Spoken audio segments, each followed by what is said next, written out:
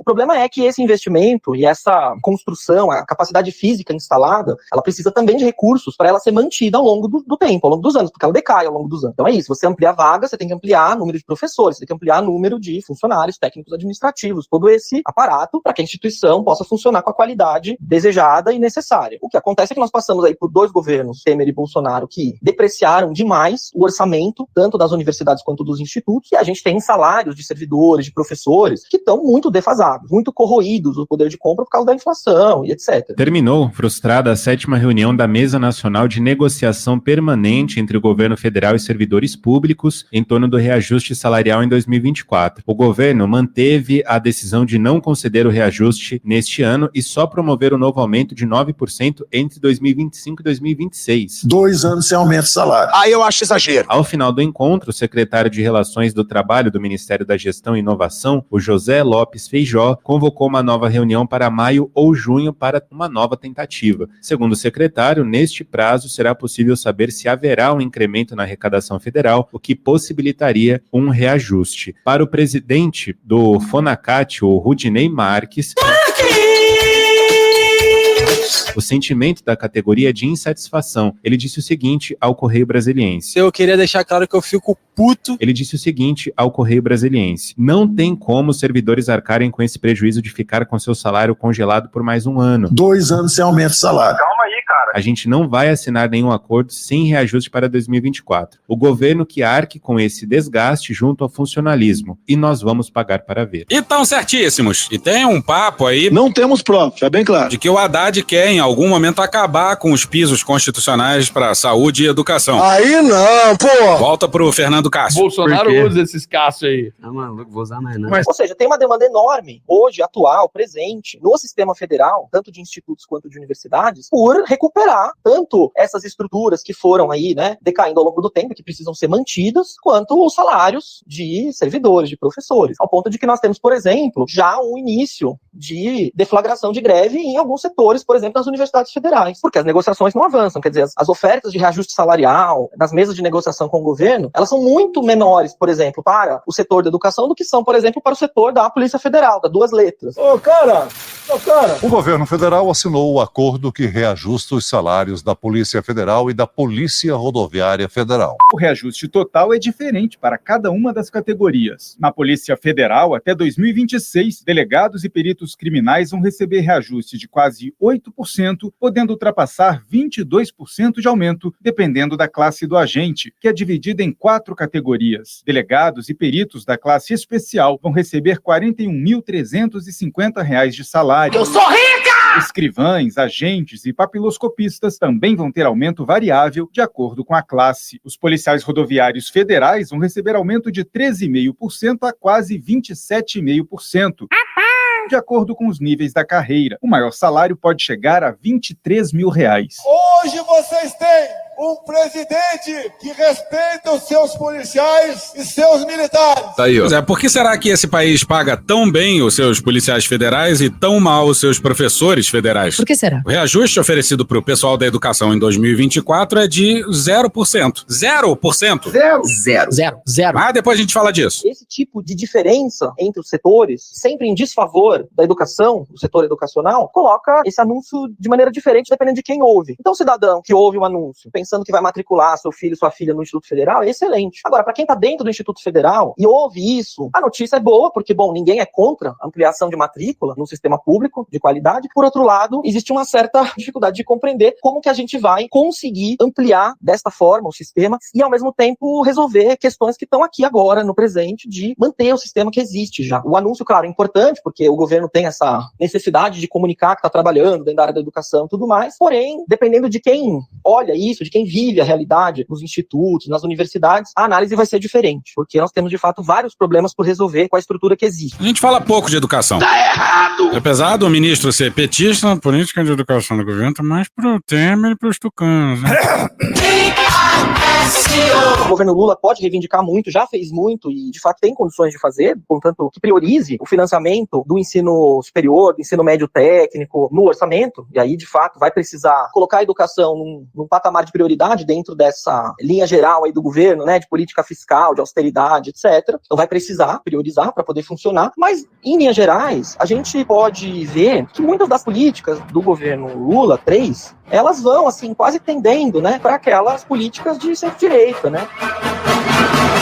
Que pena. Que era mais ou menos o que fazia o PSDB. Complicado. O que é complicado? Tudo isso aí, né? Então, por exemplo, política de escola de tempo integral. A maioria dos modelos de escola de tempo integral vigentes hoje no Brasil são excludentes. Excluem estudantes pobres, escolas que atendem menos gente. E atendem as pessoas já mais privilegiadas das redes. Tem vários dados, tem vários estados que mostram isso. E o governo defende esse modelo como um modelo de melhoramento da qualidade do ensino. Então vai precisar verificar como é que esses modelos hoje vigentes no país estão fazendo exatamente o contrário daquilo que é o princípio distributivo de você privilegiar e favorecer a população como um todo e aumentar a igualdade, etc. Política de transferência de renda para estudante para evitar a evasão no ensino médio, pé de meia. Pé de meia é aquele tipo de coisa assim, quem é contra transferir recursos para estudante pobre? Ninguém é contra. Mas o pé de meia é uma política que ela tem um desenho, que não é um desenho de política de transferência de renda, como é, por exemplo, o Bolsa Família. Pé de meia é uma política que é um prêmio em dinheiro, um incentivo financeiro, que é recebido ali no final do processo, depois que o estudante é aprovado. É uma política que tem um componente individual, meritocrático, forte. Então eles criaram um mecanismo de adiantar uma parte do recurso antes para dar uma amenizada nisso, mas o desenho geral da política é esse. O que é muito diferente, por exemplo, do que a gente vê numa universidade, num Instituto Federal, etc., quando a gente fala em política de permanência estudantil, em que você tem, de fato, uma transferência de renda, uma bolsa alimentação, uma bolsa trabalho, e assim sucessivamente. A lógica é diferente. A lógica é muito mais parecida, por exemplo, com o que se faz no estado de São Paulo, com o que se fazia no estado de Minas Gerais, no governo do Aécio Neves. É mais pra lá do que a gente costumava ver quando a gente analisa as políticas dos governos do PT, tanto Lula, Dilma, quanto os governos do PT em estados e municípios. E olha como a gente tá fudido. A situação da reforma do ensino médio, do Ministério da Educação, é interessante, que a gente tem um ministro de Estado, que é o Camilo Santana, que está no cargo, e que em volta dele, em relação a esta agenda do ensino médio, tem outros 2 ex-ministros do Michel Temer, que são coincidentemente aqueles que colocaram a reforma do ensino médio de pé. O Mendonça Filho, que é o relator do projeto de lei do MEC para reformar a reforma. Peraí, toca o hino. O Mendonça era ministro do MEC quando o novo ensino médio foi aprovado. É coisa dele. E também relator da reforma do ensino médio. É tipo chamar o Sérgio Naia para reformar o Palace 2. Diferença de velho! Então ele está pressionando lá pelo Legislativo no sentido de manter a reforma do ensino médio do Temer, essa reforma rejeitada, com ampla quantidade de problemas e que não funciona, não dá certo, que ampliou desigualdades escolares no Brasil. E, por outro lado, a pauta está sendo tensionada pelo Rocieli Soares da Silva. Não, brother. Que é também ex-ministro do Temer, aquele que assumiu depois da saída do Mendonça e que se tornou, ao longo do tempo, um secretário estadual de educação profissional. Ele foi secretário estadual de educação do Amazonas, depois passou pelo Ministério da Educação, depois foi secretário de educação de São Paulo, no governo do João Dória, e agora é secretário de educação do estado do Pará. E nesse périplo do Rocieli pelas secretarias estaduais, ele é membro deste CONSED, que é o Conselho Nacional dos Secretários de Educação, que é uma espécie de um clubinho de secretários, que sempre foi muito apoiado, muito assessorado por fundações empresariais, institutos, por bilionários que fazem filantropia educacional e que desejam fazer da educação pública o seu parquinho particular, e o Rocieli é o porta-voz hoje dos secretários estaduais da educação para defender a reforma do ensino médio como ela está, ou com cosméticas diferenças, simplesmente para dizer que foram feitos ajustes, porque é inegável que a reforma tem muitos problemas. Então a gente tem hoje, ali, em volta do Ministério da Educação, 2 ex-ministros em volta do ministro tensionando a política. E o ministro Camilo, que já veio a público reconhecer que falhou na articulação, que não fez ali aquilo que talvez fosse necessário, ele não tem defendido com bastante energia, vou colocar nesses termos, as mudanças profundas que a reforma do ensino médio exige. Então, o fato de você ter vastos grupos na sociedade defendendo a revogação da reforma do ensino médio é por entender que essa reforma ela é imprestável, ela não tem salvação. E ela, de fato, tem problemas graves. Entre eles, um dos mais graves é a diminuição da carga horária de conteúdo científico dos estudantes para substituir por nada, por porcaria curricular. E isso sempre foi defendido pelos ex-ministros que agora estão ali tentando, digamos, resguardar o que o próprio Mendonça chamou de legado de Michel Temer. Então, é como se tivesse ali uma tríade de ministros e ex-ministros, e desse conciliábulo ali, dessa tríade, vai sair alguma coisa em relação à reforma do ensino médio. E já digo que o fato de a gente estar em ano eleitoral não ajuda, né? Não ajuda porque aquelas posições mais fortes que podem aparecer no parlamento para se opor tanto aos problemas da proposta do governo, quanto aos problemas do substitutivo do relator Mendonça, que quer preservar o legado do Temer, isso daí tem muito menos força quando a gente está falando em ano eleitoral e dessa necessidade ali dos campos políticos se organizarem, se juntarem e, portanto, diminuírem aí as tensões internas. Obrigado, Fernando, e que bom que a rede federal de ensino vai aumentar. E o Brasil realmente precisa de boas notícias na área da educação. Então, parabéns aos envolvidos, mas... Alô, Luiz Inácio! Alô, não deixe de cobrar. Estamos cobrando. Nós não precisamos de puxa-saco. Não, beleza, pode deixar, a gente vai ficar... O governo tem que ser cobrado. Estamos cobrando. Todo santo dia. A gente não solta episódio todo dia, mas... Cobre.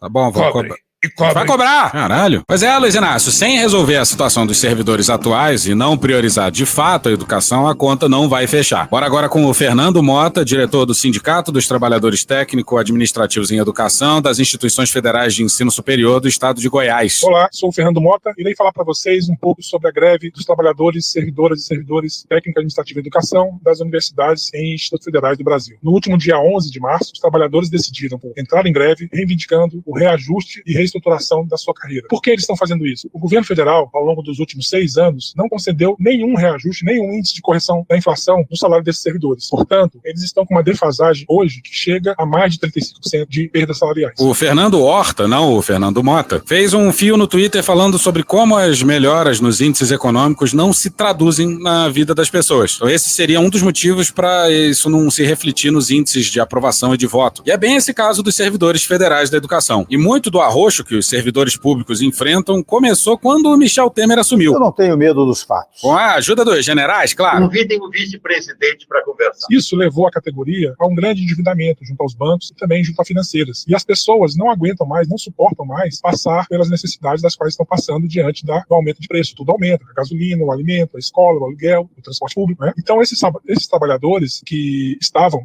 negociando com o governo ao longo do ano passado e também no início desse ano, ao receberem a notícia de que o governo estava prevendo dar reajuste de 0% em 2024, a categoria ficou muito revoltada. E isso fez com que os trabalhadores decidissem pela aprovação da greve. Essa greve começa forte, já temos mais de 50 universidades no Brasil inteiro, universidades federais, e 4 institutos federais no Brasil todo que já aprovaram a greve dos trabalhadores. Na próxima semana teremos mais assembleias e esperamos que em breve a gente tenha praticamente a totalidade das universidades federais e a maioria dos institutos federais em greve também. E essa greve é muito importante para nós, porque o nosso trabalho, a valorização do servidor, a valorização do nosso trabalho é fundamental para uma boa prestação de serviço para a população que é usuária dos nossos serviços nas instituições federais de ensino. Lembro também que a greve envolve os trabalhadores e trabalhadoras dos hospitais universitários, que hoje é um grande contingente ainda trabalhando e atendendo a população, seja na pesquisa, seja na assistência médica. Portanto, a nossa greve ela está sendo grande e forte e queremos pedir o apoio de vocês, de toda a população, para que nos dê força nesse momento e a nossa reivindicação chegue ao presidente Lula, aos ministros Camilo Santana, a ministra Esther Dweck e ao ministro Haddad, que são os ministérios que estão envolvidos na nossa negociação. Um abraço, até mais. E a reivindicação é justíssima. Tem que perguntar para os policiais como é que eles conseguiram reajuste.